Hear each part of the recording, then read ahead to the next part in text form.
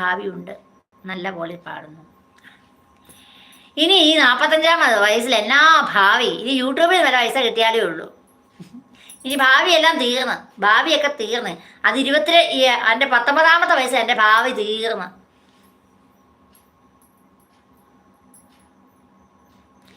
ഇനിയിപ്പം മരണം വരെ എങ്ങനെയും തട്ടിമുട്ടി എന്ന് ജീവിക്കണം. ജീവപര്യന്തം ഇപ്പം ജീവപര്യന്തം തടവ്, ജീവപര്യന്തം അനുഭവിച്ചുകൊണ്ടിരിക്കുക. തിരുവോണത്തോണികൾ കണ്ടു. വേഴ്സ് മറന്നു പോകാം, കാരണം ടെൻഷനുണ്ട്. ടെൻഷൻ മൊത്തം റിമൂവ് ആയില്ല. ഇനിയിപ്പോൾ ഒന്ന് ഉറങ്ങിക്കഴിയുമ്പോൾ ശരിയാവും. ചിലപ്പോൾ എനിക്ക് പ്രഷർ ഉണ്ടായിരിക്കും, അതായിരിക്കും എനിക്ക് ടെൻഷൻ വരുന്നത്. പ്രഷർ ഉണ്ടാകാതിരിക്കും ടെൻഷൻ വരുന്നത്. എനിക്ക് ചെറിയ വിഷമം വന്നാൽ മതി, പെട്ടെന്ന് പ്രഷറാവും, പെട്ടെന്ന് ടെൻഷൻ വരും, മേലാഴി വരും പെട്ടെന്ന്. അങ്ങനെ ഒരു കുഴപ്പമുണ്ട് എനിക്ക്.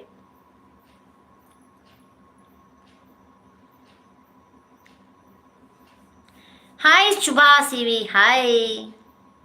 ചേച്ചിക്ക് ഇനി ഭാവിയുണ്ടോ? ഇനി എത്ര ജീവിക്കാൻ കാണും? ഇനി 45 വയസ്സായി, ഇനി എത്ര വർഷം ഞാൻ ജീവിക്കും എനിക്കറിയത്തില്ല.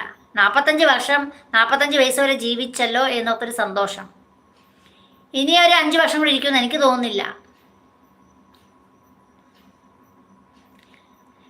ജീവിച്ചിരുന്നിട്ട് എന്നാ കാണിക്കാനാ? എനിക്ക് ഇഷ്ടമേ ഇല്ല, ജീവിക്കുന്നതേ ഇഷ്ടമില്ല. പിന്നെ ഇനി മരണം വരെയും എങ്ങനെയെങ്കിലുമൊക്കെ തട്ടിമുട്ടിയൊക്കെ ജീവിക്കുക, അത്രേ ഉള്ളൂ.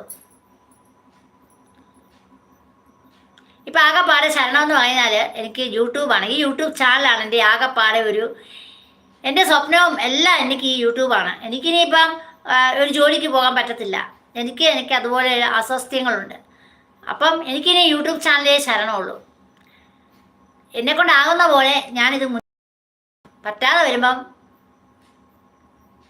എൻ്റെ ജിജോ മോനെ ഞാൻ അങ്ങ് ഏൽപ്പിക്കും, അത്രേ ഉള്ളൂ.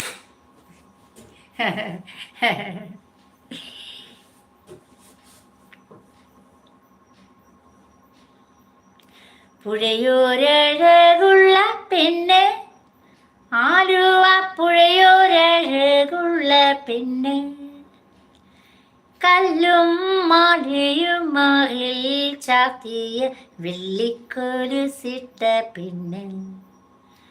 പുഴയോരഴകുള്ള പെണ്ണ്, ആലുവ പുഴയോരഴകുള്ള പെണ്ണ്, കല്ലും മാലയും മാറിൽ ചാത്തിയ വെള്ളിക്കൊലുസിട്ട പെണ്ണ്.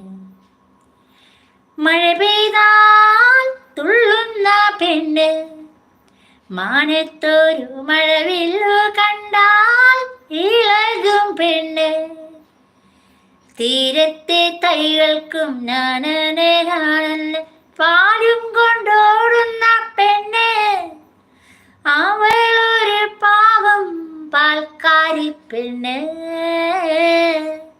പുഴയോരഴകുള്ള പെണ്ണ്, ആലുവ പുഴയോരഴകുള്ള പെണ്ണ്, കല്ലും മാലയും മാറിൽ ചാത്തിയ വെള്ളിക്കോലുസിട്ട പെണ്ണ്.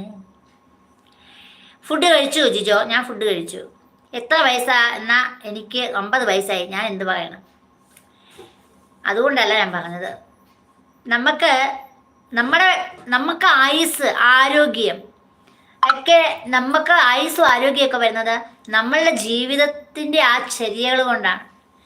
നമുക്ക് ദിവസവും ഈ സ്ട്രെസ്സും ടെൻഷനും ഡിപ്രഷനും ഒക്കെ വന്നു കഴിഞ്ഞാൽ നമ്മൾ ഓട്ടോമാറ്റിക്കലി നമ്മൾ രോഗികളാവും. അത് നമ്മുടെ ആരോഗ്യത്തെ ബാധിക്കും, നമ്മുടെ മനസ്സിനെ ബാധിക്കും, നമ്മുടെ ശരീരത്തെ ബാധിക്കും, നമ്മുടെ ആയുസ്സിനെ ബാധിക്കും. അപ്പം ഇതിനകത്ത് വില്ലൻ ആരാണ്? നമുക്ക് ജീവിക്കുന്ന മനസ്സമാധാനവും സന്തോഷവുമായ ഒരു ജീവിതം വേണം. ആ ജീവിതം ഉള്ളവർക്കേ നന്നായിട്ട് മുന്നോട്ട് കൊണ്ടുപോകാൻ പറ്റുള്ളൂ. നമുക്ക് രോഗം വരുത്തുന്നത് ഇതാണ്, 3 സ്ട്രെസ്, മനപ്രയാസം, ടെൻഷൻ. ഇതൊക്കെയാണ് നമുക്ക് രോഗം വരുത്തി വയ്ക്കുന്നത്.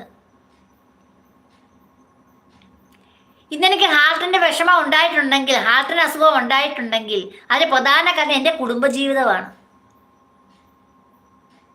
എൻ്റെ വീട്ടിനകത്ത് എനിക്ക് കിട്ടുന്ന മാനസിക സമ്മർദ്ദങ്ങളും വിഷമങ്ങളുമാണ് എന്നെ ഇന്നിപ്പോൾ രോഗിയാക്കിയത്.